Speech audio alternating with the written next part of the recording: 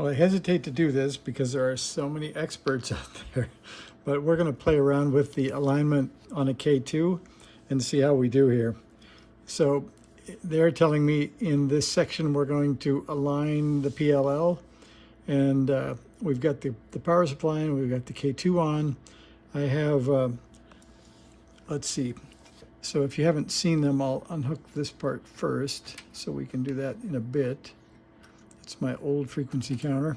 So I'll show you this.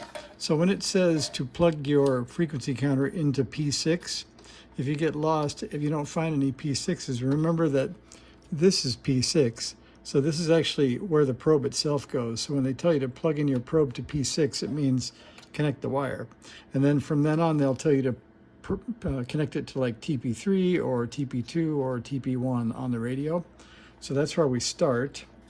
So let's see, we'll put our feet down here. And so it says, connect the probe tip to PLL reference oscillator point TP3.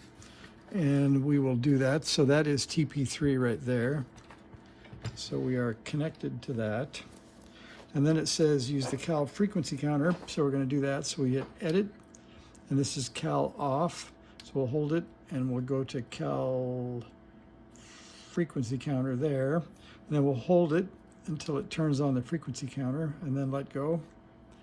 And then it says we should be reading 12090 kilohertz plus or minus 30, and it looks like we are because we're 12100, so we're 10 kilohertz high, so that's supposed to be okay. And then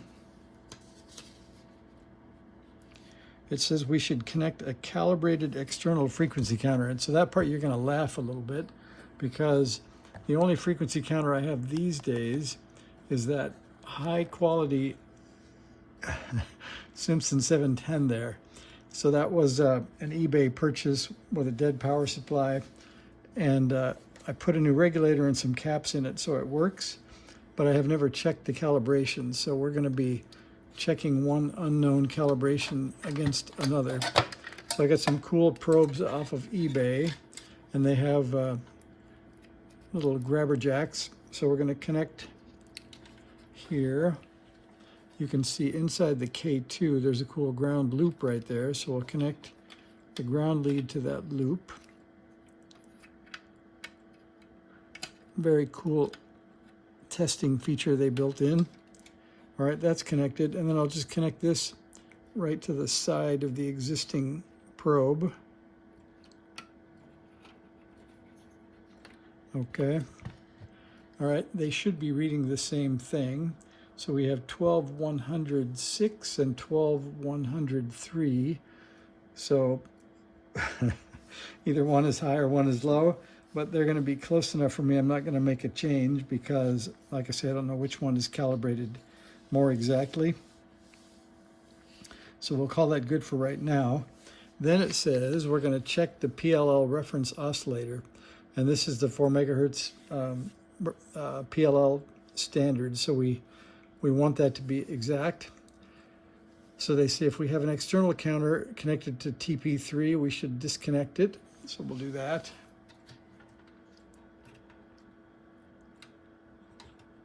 Okay, that is off. We'll just remove the whole thing to avoid any shorts. Then it says when we're in the frequency counter display mode, hit the band plus and band minus buttons to check the range of the PLL. So we have somebody else's numbers from before, let's see if the number is written on here. Nope, there's no serial number on this manual, so I'm not sure which one it goes to. And for reference, this is serial number 246. And just a side note for you guys to notice, I started using these very nicely prepared Elecraft K2 transceiver alignment instructions by W3FPR. And they started out, and they were quite nice, and they're separated nicely out of the big fat book. But the first thing that happened was it told me to set my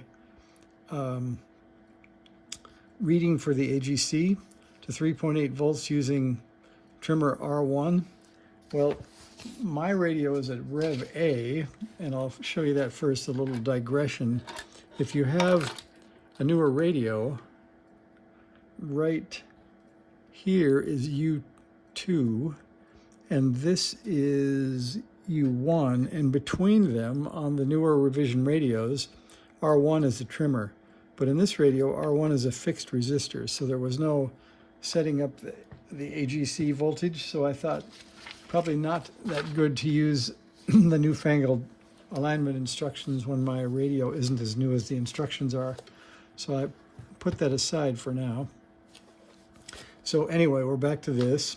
So we are about to hit band plus and then write down the frequency. So that is right here, hit band plus and write down the frequency. So we'll check that here. So there's band plus. And it says 12.101.48.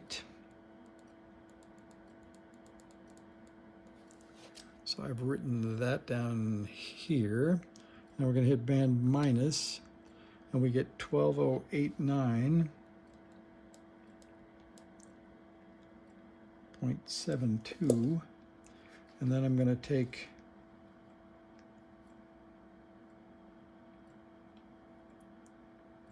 the trusty ancient iPhone calculator, and we will take 101.48 and subtract 89.72.